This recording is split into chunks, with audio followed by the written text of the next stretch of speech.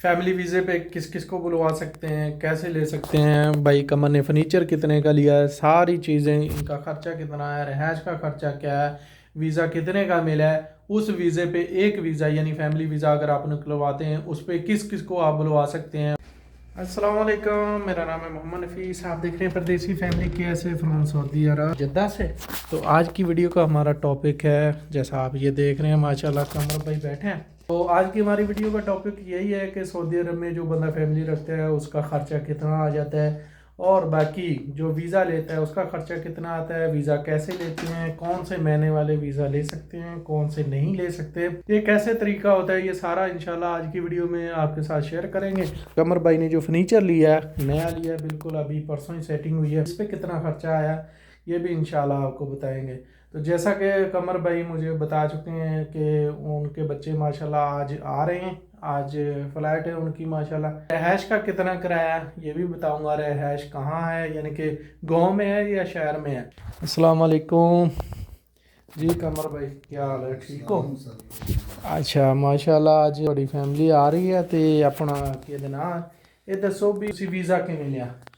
अच्छा सर, वीज़े ਦੇ ਨਾ जी ਦੋ ਪ੍ਰੋਸੈਸ ਹੈ ਨੇ। किवें? ਇੱਕ ਤੇ ਹੈ ਡੋਮੈਸਟਿਕ ਵਰਕਰ ਜਿਹੜੇ ਨੇ ਨਾ, अच्छा ਖਾਸ ਜਿਹੜੇ ਘਰੇਲੂ ਸਹਿ ਖਾਸ ਵਗੈਰਾ ਹੋ ਗਏ, अच्छा अच्छा, डोमेस्टिक यानी कि सह खास आमल मंजिली वगैरह हो गया, सही ਉਹਨਾਂ ਦਾ ਬਹੁਤ ਈਜ਼ੀ ਪ੍ਰੋਸੈਸ ਹੈ। इजी। वो कफील ਉਹ ਕਫੀਲ ਤੋਂ ਤੁਸੀਂ ਅਬਸ਼ਰ ਲੈਣਾ ਜੀ, जी ਉਹ ਇੱਕ ਰਿਸਾਲਾ ਉਹਨੇ ਦੇਣਾ ਹੈ, सही है, ਰਕਮ ਉਸ ਨੂੰ ਕਹਿ ਲਓ ਤੁਸੀਂ, ਓਪੀਟੀ ਕੋਡ ਜੀ सही सही ਉਹ ਤੁਸੀਂ ਲੈ ਕੇ ਤੇ ਉਹ ਮਕਤਬੇ ਦੇ ਦੇਣਾ। सही। ਉਹਨੇ ਤੁਹਾਨੂੰ ਸਟੈਂਪ ਵੀਜ਼ੇ ਕੱਢ ਦੇਣੇ ਨੇ, ਫੋਟੋ ਚਾਹੀਦੇ ਨੇ, 2 ਪਾਸਪੋਰਟ ਦੇ, ਯਾਨੀ ਕਿ ਤੁਹਾਨੂੰ यानी वो तकरीबन कितने पैसे लगते हैं? ਉਹ ਤਕਰੀਬਨ ਉਸ ਦੀ ਫੀਸ ਕੋਈ ਨਹੀਂ ਖਾਸ, अच्छा ਉਹ ਜ਼ਿਆਦਾ 100 ਰਿਆਲ ਮਕਤਬ ਲੈਗਾ ਡੋਮੈਸਟਿਕ ਵਰਕਰ ਨੂੰ। सही है। ਤੇ ਜਿਹੜਾ ਬਾਕੀ ਹੁੰਦਾ ਯਾਨੀ ਦੂਏ ਹੁੰਦੇ ਯਾਨੀ ਕਿ ਆਸਾਨ ਵੀਜ਼ੇ ਵਾਲੇ ਜ਼ਿਆਦਾਤਰ ਉਹੀ ਮੰਗਾਉਂਦੇ ਨਾ, ਕਹਿ ਲਓ ਕਿ ਜੀ ਬੜੇ ਵੀਜ਼ੇ ਵਾਲੇ ਨੇ ਜੀ, ਮੁਸੱਸੀ ਵਾਲੇ ਜਿਵੇਂ ਅਸੀਂ ਹਾਂ, ਜੀ ਉਹ ਜਿਹੜੇ ਨੇ ਸਜਲ ਤਿਜਾਰੀ ਵਾਲੇ, ਉਹਨਾਂ ਦਾ ਸੇਮ ਪ੍ਰੋਸੈਸ ਹੈ। ਉਹਨਾਂ ਦਾ ਸੇਮ ਪ੍ਰਾਈਸ ਜਿਹੜੇ ਮੁਸੱਸੀ ਦੀ ਸਜਲ ਤਿਜਾਰੀ ਨਹੀਂ ਹੈ, ਉਹਨਾਂ ਦੇ ਵਾਸਤੇ ਥੋੜਾ ਕਿ ਮੁਸ਼ਕਿਲ ਹੈ, ਯਾਨੀ ਕਿ ਮੁਸ਼ਕਿਲ ਸਹੀ ਉਹਨਾਂ ਹੈ। ਵਾਸਤੇ। ਉਹ ਹੈ ਵੀ ਕਿ ਉਹ ਥੋੜਾ ਮਸ਼ਵਰੇ ਨਾਲ ਕੰਮ ਕਰਨ, ਹਾਂ ਅਗਰ ਉਹਨਾਂ ਨੂੰ ਕਢਾਉਣਾ ਪਵੇ ਤਾਂ ਸਹੀ। ਫਿਰ ਉਸ ਹਿਸਾਬ ਨਾਲ ਕਢਾਉਣ, ਉਹਨਾਂ ਦਾ ਤਰੀਕਾ ਥੋੜਾ ਅਲੱਗ ਹੈ। ਇਹ ਤੁਸੀਂ ਯਾਨੀ ਕਿਸ ਤਰ੍ਹਾਂ ਕਢਵਾਇਆ ਤੇ ਵੀਜ਼ਾ ਕਿਤਨੇ ਦਾ ਮਿਲਿਆ? ਸਾਡਾ ਸਜਲ ਤਿਜਾਰੀ ਹੈ, ਸਾਡਾ ਤਾਂ ਮਕਤਬ ਦੇ ਵਿੱਚ ਲੱਗਾ ਜੀ 100 ਰਿਆਲ। 100 ਰਿਆਲ ਸਹੀ ਹੋ ਗਿਆ। ਆਪ ਜਾ ਕੇ ਕਢਾਇਆ हाँ ਸੀ? जी, मैं आप बता, सही है। साਡਾ ਆਪਣਾ ਸਿਸਟਮ ਹੈ ਜੀ ਸਾਰਾ। सही है। ये वो नाले से समझ ਹਾਂ ਹਾਂ ਸਹੀ। ਅਸਾਂ ਆਪ ਕਾਲੇ ਨੇ, ਬਲਕਿ ਸਾਡੇ ਤੇ 100 ਰਿਆਲ ਚ ਯਾਨੀ ਕਿ ਉਹ ਵੀਜ਼ਾ ਫੈਮਿਲੀ ਵੀਜ਼ਾ ਦੋ ਤੁਹਾਡਾ ਵੀਜ਼ਾ। ਨਿਕਲ, 2 ਵੀਜ਼ੇ ਹਾਂਜੀ। ਨਿਕਲਿਆ 100 ਰਿਆਲ ਚ। ਹਾਂਜੀ, ਉਹ ਪਾਕਿਸਤਾਨ ਸੈਂਡ ਹੋ ਗਿਆ। ਸਹੀ ਹੈ। 100 ਦੇ ਵਿੱਚ ਹੀ। ਹੂੰ ਤੇ ਉੱਥੇ ਫਿਰ ਉੱਥੇ ਚਾਹੀਦਾ ਹੈ ਤੁਹਾਨੂੰ, ਉਹ ਪ੍ਰੋਸੈਸ ਸੇਮ ਹੈ ਉਧਰਲਾ ਸਹੀ ਹੈ ਸਭ ਵਾਸਤੇ। ਸਹੀ ਹੈ ਉਹ ਇਸ ਤਰ੍ਹਾਂ ਹੈ ਕਿ ਤੁਹਾਨੂੰ ਉੱਥੇ ਇਤਮਾਦ ਸੈਂਟਰ ਪਏਗਾ, ਸਹੀ ਹੈ ਜਿਹੜੀ ਗਵਰਨਮੈਂਟੇਰੀਅਨ ਫੀਸ ਹੈ ਹਾਂ ਹਾਂ ਉਹ ਤੁਹਾਨੂੰ ਪਏਗਾ। ਸਹੀ ਹੈ ਸਹੀ ਹੈ। ਉਹ ਇਸ ਤਰ੍ਹਾਂ ਹੈ, ਉੱਥੇ ਉਹ ਤਕਰੀਬਨ ਲੈਂਦੇ ਨੇ, ਇਸ ਟਾਈਮ ਲੱਗ ਰਿਹਾ ਹੈ ਤਕਰੀਬਨ ਤੁਹਾਡਾ 60,000। ਯਾਨੀ 100 ਰਿਆਲ ਦਾ ਇੱਥੋਂ ਵੀਜ਼ਾ ਨਿਕਲਿਆ, ਪਾਕਿਸਤਾਨ ਚਲਾ ਗਿਆ, ਹਾਂਜੀ। ਇੱਥੋਂ ਭੇਜਣ ਦੇ ਕੋਈ ਪੈਸੇ ਤਾਂ ਨਹੀਂ ਹੈ? ਨਹੀਂ ਇੱਥੋਂ- ਉਹ 100 ਚ ਪਹੁੰਚ ਗਿਆ, ਉਹ 100 ਤੁਸੀਂ ਭੇਜਣਾ। ਉਹ ਪ੍ਰਿੰਟ ਭੇਜਣਾ ਬਸ, ਯਾਨੀ ਕਿ ਇੱਥੋਂ ਜਿਵੇਂ ਦੂਸਰਾ ਕੰਮ ਵਾਲੇ ਵੀਜ਼ੇ ਯਾਨੀ ਕਿ ਅਸੀਂ ਲੈਨੇ ਉਹ ਭੇਜਦੇ 600 700 ਫੀਸ, ਉਹ ਅਲੱਗਾ ਗੱਲ ਹੈ, ਉਹ ਅਲੱਗਾ ਚੀਜ਼ ਆ। ਇੱਥੇ ਤੁਹਾਡੇ ਫਿੰਗਰ ਹੋਣੇ ਨੇ, ਹੂੰ ਉੱਥੇ ਪਾਕਿਸਤਾਨ, ਉੱਥੇ ਇਤਮਾਦ ਹੈ, ਤੁਸੀਂ ਫੀਸ ਤਾਰ ਦੇਣੀ। ਸਹੀ ਹੈ। ਬੇਸ਼ੱਕ ਤੁਸੀਂ ਕਿਸੇ ਨਾਲ ਨਾ ਜਾਓ, ਤੁਸੀਂ ਖੁਦ ਕਰਾ ਸਕਦੇ ਹੋ। ਹਾਂ ਹਾਂ ਔਰ ਮੈਂ ਤੁਹਾਨੂੰ ਮਸ਼ਵਰਾ ਦੇਵਾਂਗਾ ਕਿ ਜਿਹੜਾ ਲਾਹੌਰ ਤੋਂ ਤੁਹਾਡੀ ORC ਉਸ ਨੂੰ ਕਹਿੰਦੇ ਨੇ, ਉਹ ਪ੍ਰੋਟੈਕਟ ਕਰਾਣੀ ਹੈ ਤੁਸੀਂ, ਜੀ ਜੀ ਉਹ ਬਿਹਤਰ ਹੈ ਕਿ ਬਾਈ ਹੈਂਡ ਭੇਜੋ, ਸਹੀ ਹੈ। ਨਹੀਂ ਤੇ 1 ਮਹੀਨੇ ਜਾਂ 25 ਦਿਨ ਵੀ ਲੱਗ ਜਾਂਦੇ ਨੇ। ਇੱਥੋਂ ਜਾਂਦੇ ਆ ਵੀਜ਼ਾ। ਨਾ, ਉੱਥੇ ਜਿਹੜੀ ਤੁਸੀਂ ਅੱਛਾ, ਉੱਥੇ। ਉੱਥੇ ਨਾਦਰਾ ਤੋਂ ਲੈ ਕੇ ਹਾਂ, ਹਾਂ। ਤੁਸੀਂ ਸੈਂਡ ਕਰਨੀ ਹੈ, ਸਹੀ ਉਹ ਬਾਈ ਯਾਨੀ ਕਿ TCS ਨਾ ਭੇਜੋ, ਮੈਂ ਮਸ਼ਵਰਾ ਦੇ ਬਾਈ ਹੈਂਡ ਜਾ। ਹਾਂਜੀ, ਬਾਈ ਹੈਂਡ ਦੂਜੇ ਦਿਨ ਮਿਲ ਜਾਏਗਾ। ਸਹੀ ਹੈ। ਜਾਓਗੇ ਫੌਰੀ ਤੁਹਾਨੂੰ ਟੈਸਟਡ ਕਰਦੇ ਹੋ, ਦੇ ਛੱਡਣਗੇ। ਸਹੀ ਹੋ ਅਗਰ ਗਿਆ, TCS ਗਿਆ ਫਿਰ 1 ਮਹੀਨੇ 1 ਮਹੀਨਾ ਚਾਹੀਦਾ। ਇਹਦਾ ਗੇੜਾ ਬਹੁਤ ਲੰਬਾ ਹੈ। ਉਹ ਚਲੋ ਹੋ ਗਿਆ, ਸਾਰਾ ਤਰਤੀਬ ਹੋ ਗਈ, ਉਹ ਫਿਰ ਬੰਦਾ ਜਦੋਂ ਫਿਰ ਫੀਸ ਉੱਥੇ ਵੀਜ਼ਾ ਏਜੰਟ ਤਕਰੀਬਨ ਵਗੈਰਾ 60,000 ਉਸ ਦੀ ਫੀਸ ਹੈ। 60,000 ਲਗਵਾਈ, ਬੱਚਾ ਆ ਭਾਵੇਂ ਵੱਡਾ ਆ, ਹਾਂਜੀ 60,000 ਲੱਗਣਾ ਦੋਨਾਂ, ਇਹ 60,000 60 ਇਹ ਯਾਨੀ 100 ਰਿਆਲ ਦਾ ਇੱਥੋਂ ਵੀਜ਼ਾ ਚਲਾ ਗਿਆ 60,000, ਉਹ ਯਾਨੀ ਇੱਕ ਬੱਚਾ ਇੱਕ ਯਾਨੀ ਕਿ ਬੇਗਮ ਹੋ ਗਈ ਹੈ, ਤੇ ਇਹ ਹੋ ਗਿਆ 1,20,000 ਰੁਪਇਆ। ਇਸ ਤੋਂ ਇਲਾਵਾ ਖਰਚਾ ਪਰ ਆਪਣਾ ਕੋਈ ਫਿੰਗਰ ਸ਼ਿੰਗਰ, ਫਿੰਗਰ ਉਹ ਹਰ ਚੀਜ਼ ਹੀ ਹੋ, ਵੀਜ਼ਾ ਲਵਾਈ ਫਿੰਗਰ ਸਭ ਉਹ ਯਾਨੀ ਉਹ 60,000 ਵਿੱਚ ਸਾਰਾ ਕੁਝ ਹੋ ਜਾਂਦਾ ਆ। ਸਹੀ ਹੋ ਗਿਆ। ਔਰ ਉਸ ਤੋਂ ਇਲਾਵਾ ਫਿਰ ਹੋਰ ਕੋਈ ਖਰਚਾ? ਹੋਰ ਟਿਕਟ ਹੈ, ਇਹ ਹੋ ਗਿਆ, ਲਵਾਈ ਹੋ ਗਈ, ਉਸ ਤੋਂ ਬਾਅਦ ਟਿਕਟ ਹੋ ਗਈ ਜਿਤਨੇ ਦੀ ਹੋ ਗਈ। ਇਹ ਤਕਰੀਬਨ ਕਿਤਨੇ ਚ ਪੈ ਗਿਆ? 100 ਰਿਆਲ ਇੱਥੋਂ ਖਰਚਾ ਹੋਇਆ, 1,20,000 ਉਹ ਹੋ ਗਿਆ। ਦੋ ਵੀਜ਼ੇ ਹਾਂ ਉਹੀ ਨਾ 1,20,000 ਹੋ ਗਿਆ। ਯਾਨੀ ਕਹਿ ਲਓ ਤੁਸੀਂ 10,000 ਪਾ ਲਓ, ਇੱਕ 20 ਦੇ 30 ਕਹਿ ਲਓ। ਹਾਂ 1,30 ਹੋ ਗਿਆ। ਹਾਂਜੀ 1,30 without ticket। ਵਿਦਆਊਟ ਟਿਕਟ ਤੇ ਬਾਕੀ ਪਾਸਪੋਰਟ ਵਿਦਆਊਟ ਕਿਰਾਏ ਸ਼ਰਾਏ ਇਹ ਸਾਰਾ 1.5 ਲਾ ਲਓ ਤੁਸੀਂ। ਹਾਂਜੀ 1.5 ਹੋ ਗਿਆ। ਅੱਛਾ ਉਸ ਤੋਂ ਇਲਾਵਾ ਫਿਰ ਖਰਚਾ ਹੋ ਗਿਆ ਟਿਕਟ ਦਾ। ਹਾਂਜੀ। ਟਿਕਟ ਕਿੰਨੇ ਦੀ ਹੋਈ ਤੁਹਾਡੀ? ਟਿਕਟ ਸਾਡੀ ਟਿਕਟ ਤਾਂ ਤੁਹਾਨੂੰ ਪਤਾ ਡੇਲੀ ਦੇ ਰੇਟ ਰੇਟ ਦਾ ਅਪਡੇਟ ਹੁੰਦੇ ਰਹਿੰਦੇ ਨੇ। ਹਾਂ ਲੇਕਿਨ ਸਾਡੀ ਤਕਰੀਬਨ ਹੋ ਗਈ 90 ਦੇ ਰਾਉਂਡ ਹੋ ਗਈ।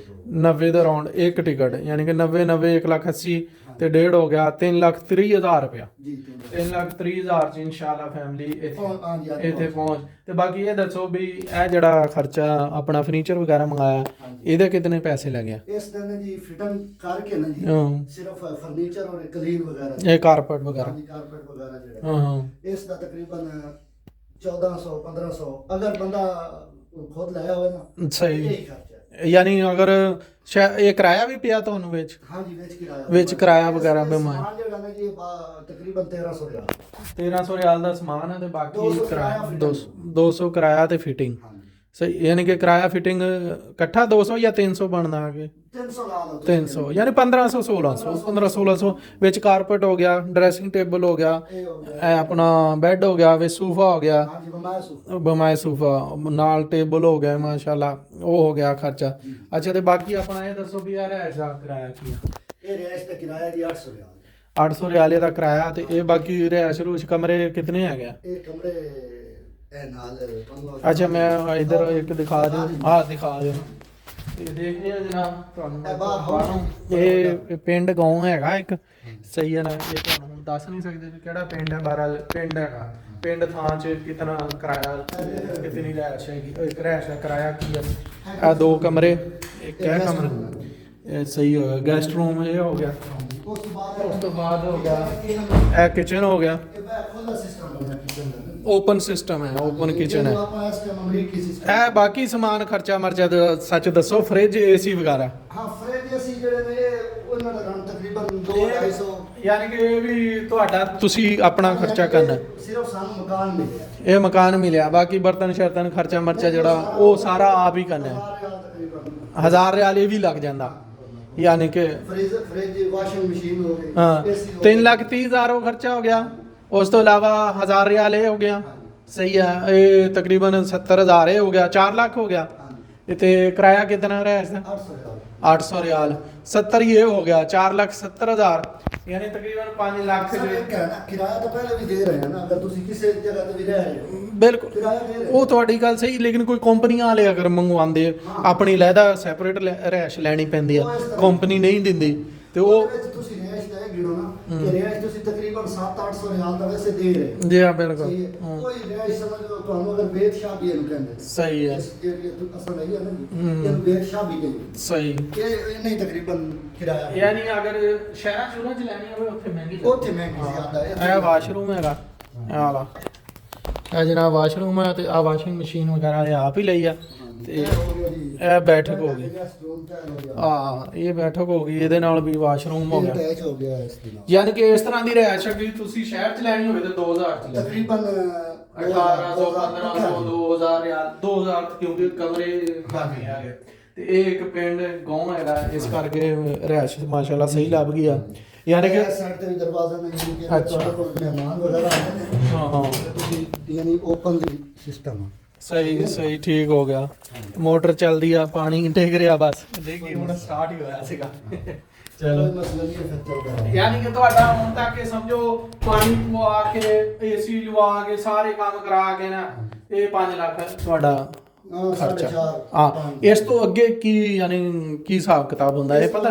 ਇਸ ਤੋਂ ਅੱਗੇ ਸਾਡਾ ਹੋਰ ਕੋਈ ਖਰਚਾ ਨਹੀਂ। ਇਸ ਤੋਂ ਅੱਗੇ ਹੋਰ ਕੋਈ ਇਨਸ਼ਾਅੱਲਾ ਖਰਚਾ ਜਿੰਨਾ ਮਰਜ਼ੀ ਯਾਨੀ ਹੁਣ ਤੁਸੀਂ ਬਾਕੀ ਦਾ ਤੁਸੀਂ ਆਪਣੀ ਫਸਲੀ ਨਾ ਕਰਨਾ ਖਾਣਾ ਪੀਣਾ ਘੁੰਮਣਾ ਫਿਰਨਾ ਉਹ ਸਾਰਾ ਫਿਰ ਤੁਸੀਂ ਆਪਣੇ ਹਿਸਾਬ ਨਾਲ ਕਰਨਾ। ਉਹ ਵੀ ਬੰਦਾ ਮੰਗਾਏਗਾ ਜਿਹੜੇ ਦੀ ਫਸਲੀ ਹੋਵੇ। ਸਹੀ। ਇਹ ਵੀਜ਼ਾ ਤੁਸੀਂ ਲਿਆ ਨਾ ਆਪਣਾ ਵਿਜ਼ਿਟ ਵੀਜ਼ਾ? ਹਾਂ ਉਹ ਸਭ ਮੇਰਾ ਯਾਨੀ ਕਿ ਬਲੱਡ ਰਿਲੇਸ਼ਨ ਦਾ ਵੀਜ਼ਾ। ਸਹੀ ਹੈ। ਇਹਦੇ ਵਿੱਚ ਮਾਂ ਬਾਪ ਵੀ ਮੰਗਾ ਸਕਦੇ? ਹਾਂਜੀ ਹਾਂ ਸਹੀ ਹੈ। ਬਲੱਡ ਰਿਲੇਸ਼ਨ ਦੇ ਵਿੱਚ ਹੁਣੇ ਵੀ ਤੁਹਾਨੂੰ ਹੈ। ਯਾਨੀ ਕਿ ਇਸੇ ਵੀਜ਼ੇ 'ਚ ਤੁਸੀਂ ਮਾਪਿਓ ਨੂੰ ਵੀ ਬੁਲਾ ਸਕਦੇ ਸੀ। 4 ਵੀਜ਼ੇ ਵੀ ਲਵਾ ਸਕਦੇ ਸੀ ਯਾਨੀ ਕਿ 4 ਬੰਦਿਆਂ ਦੇ। ਭਾਬੀ ਹਾਂ ਬਾਈ ਉਸ ਤੋਂ ਬਾਅਦ ਸੁਸਰ ਸਹੀ ਸੱਸ ਹਾਂ ਸਾਲੇ ਤੱਕ ਤੁਸੀਂ ਮੰਗਾ ਸਕਦੇ ਹੋ। ਸਹੀ ਹੈ। ਜਿਹੜੇ ਭਾਈ ਮੰਗਾ ਸਕਦੇ ਹੋ ਹਾਂ। ਉਹ ਬਲੱਡ ਰਿਲੇਸ਼ਨ ਜਿਹੜਾ ਯਾਨੀ ਵੀਜ਼ਾ ਸੋਹਰਿਆਲ ਦਾ ਹੀ ਨਿਕਲਣਾ ਅੱਗੇ ਭਾਵੇਂ ਇੱਕ ਵੀਜ਼ਾ ਤੁਹਾਨੂੰ ਤਕਰੀਬਨ 50 40 45 ਰਿਆਲ ਉਸਦੀ ਫੀਸ ਜਿਹੜੀ ਹੈ ਹਾਂ। ਉਸਦੀ ਐਕਚੁਅਲ ਫੀਸ ਜਿਹੜੀ ਹੈ ਹਾਂ ਨਾ ਹਾਂ ਉਹ ਤਕਰੀਬਨ ਹੈ ਤੁਹਾਡੀ 3 ਰਿਆਲ ਸਹੀ ਹੈ ਐਕਚੁਅਲ ਫੀਸ ਹੂੰ अगर ਤੁਹਾਡਾ ਮੁਸੱਸਾ ਜਾਇਜ਼ ਹੈ ਸਹੀ अगर मुसस्से ਦੀ सज्जन वगैरह नहीं है फिर थोड़े पैसे ज्यादा लगते हैं। ਸਹੀ ਇਹ ਬਾਕੀ ਖਰਚੇ ਤਕਰੀਬਨ ਓਨੇ ਹੀ ਆ ਲੇਕਿਨ ਅਗਰ ਰਹਿائش ਦਾ ਖਰਚਾ ਹੈ ਉੱਤੇ ਥੱਲੇ ਹੋ ਸਕਦਾ ਉਹਦੀ ਵਜ੍ਹਾ ਤੋਂ ਤੁਹਾਡੀ ਕਾਸਟ ਜਿਹੜੀ ਆ ਨਾ ਉੱਤੇ ਥੱਲੇ ਜਾ ਸਕਦੀ ਆ ਬਾਕੀ ਜਿਹੜਾ ਭਾਈ ਕਮਲ ਨੇ ਕਰਾਇਆ ਆਪਣਾ ਸਾਰਾ ਕੋਈ ਖਰਚਾ ਮਰਜ਼ਾ ਦੱਸਿਆ ਉਹ ਤਕਰੀਬਨ ਇਸ ਤਰ੍ਹਾਂ ਹੀ ਟਿਕਟ ਵਗੈਰਾ ਉੱਤੇ ਥੱਲੇ ਨਫੀਸ ਭਾਈ ਹੋਰ ਚੀਜ਼ ਵੀ ਹੈ ਅਗਰ ਇੱਕ ਮਿਸਾਲ ਹੈ ਤੁਹਾਡੀ ਕੈਪੈਸਿਟੀ ਨਹੀਂ ਜ਼ਿਆਦਾ ਵੱਡਾ ਮਕਾਨ ਰੱਖਣ ਦੀ ਤੁਸੀਂ ਹਾਂ ਜਾਂ ਫਰਨੀਚਰ ਵਗੈਰਾ ਲੈਣ ਦੀ ਵੀ ਨਹੀਂ ਜ਼ਰੂਰ ਹੈ ਤੁਹਾਡੇ ਕੋਲ ਚਾਰ ਪਾਈਆਂ ਹੈ ਜਾਂ ਪਹਿਲੇ ਕੋਈ ਸਿਸਟਮ ਹੈ ਥੱਲੇ ਤੁਸੀਂ ਸੋ ਸਕਦੇ ਹੋ ਬੱਚੇ ਉਹ ਕੋਈ ਮਸਲਾ ਨਹੀਂ ਹੈ ਅਕਸਰ ਉਹਨਾਂ ਦੇ ਵਿੱਚ ਲੱਗੇ ਹੁੰਦੇ ਨੇ ਅਸਲ ਆਪਣੀ ਮਰਜ਼ੀ ਤੋਂ ਨਹੀਂ ਬਿਲਕੁਲ ਬਿਲਕੁਲ ਅਸਲ ਸਮਾਨ ਆਪਣਾ ਮੰਗਾਣੇ ਤੇ ਇਹ ਫਰਨੀਚਰ ਔਰ ਇਹ ਦੂਸਰਾ ਕਾਰਪੇਟ ਵਾਲਾ ਖਰਚਾ ਇਹ ਤੁਸੀਂ ਕੱਢ ਨਹੀਂ ਸਕਦੇ ਆ ਇਹ ਕੱਢਦੇ ਹੋ ਤੇ ਉਹੀ 3.5 ਲੱਖ ਹੀ ਬਣਦਾ ਹਾਂ ਬਿਲਕੁਲ ਲੱਖ 1.5 ਲੱਖ ਰੁਪਏ ਜਿਹੜਾ ਆ ਉਹ ਫਰਨੀਚਰ ਵਗੈਰਾ ਤੇ ਸਮਝੋ ਲੱਗਾ ਬਾਕੀ ਸ਼ੁਗਰ ਅਗਰ ਤੁਸੀਂ ਜ਼ਿਆਦਾ ਵੱਡਾ ਰੱਖਣਾ ਜਿਵੇਂ ਅਸਾਂ ਰੱਖਿਆ ਉਹਦੀ ਵਜ੍ਹਾ ਕਿ ਸਾਡੇ ਕੋਲ ਜ਼ਿਆਦਾ ਆ ਕੋਈ ਯਾਨੀ ਰਿਸ਼ਤੇਦਾਰ ਮਹਿਮਾਨ ਵਗੈਰਾ ਕੋਈ ਆ ਜਾਂਦਾ ਥੋੜਾ ਨਹੀਂ ਤੇ ਫਿਰ ਅਗਰ ਤੁਸੀਂ ਇੱਕ ਰੂਮ ਲਓ ਦੋ ਲਓ ਤਾਂ ਉਸਦਾ ਥੋੜਾ ਹਾਂ ਬਿਲਕੁਲ ਉਹ ਤਕਰੀਬਨ ਅਗਰ ਸ਼ਹਿਰ 'ਚ ਤੁਸੀਂ ਲੈਂਦੇ ਤੇ ਇਹ ਸ਼ਾਇਦ ਇੱਕ ਕਮਰਾ 800,000 ਦਾ ਲੱਭਦਾ ਤੁਹਾਨੂੰ ਕਮਰਾ ਫਿਰ ਉੱਥੇ ਫਰਨੀਚਰ ਨਹੀਂ ਲੈਣਾ ਹਾਂ ਫਰਨੀਚਰ ਨਹੀਂ ਲੈਣਾ ਪੈਂਦਾ ਚੀਜ਼ ਲੱਗੀ ਬਿਲਕੁਲ ਇਹ ਫਿਰ ਅਸਾਂ ਆਪਣੀ ਮਰਜ਼ੀ ਨਾਲ ਤਿਆਰ ਕਰਵਾਇਆ ਸਹੀ ਚਲੋ ਜੀ ਉਮੀਦ ਕਰਦਾ ਤੁਹਾਨੂੰ ਸਮਝ ਆਈ ਹੋਏਗੀ ਜਿਨ੍ਹਾਂ ਨੂੰ ਨਹੀਂ ਸਮਝ ਆਈ ਕਮੈਂਟ ਵੀ ਕਰ ਸਕਦੇ ਆ ਮੋਬਾਈਲ ਨੰਬਰ ਮੇਰਾ ਹੈਗਾ 05390791197 ਇਹ ਜਨਾਬ ਮੇਰੀ कोई कमेंट करके या मैसेज करके रब्ता भी कर सकते हैं उम्मीद करता है वीडियो पसंद आई लाइक करें आगे शेयर करें दोस्तों ओके जी अल्लाह हाफिज़।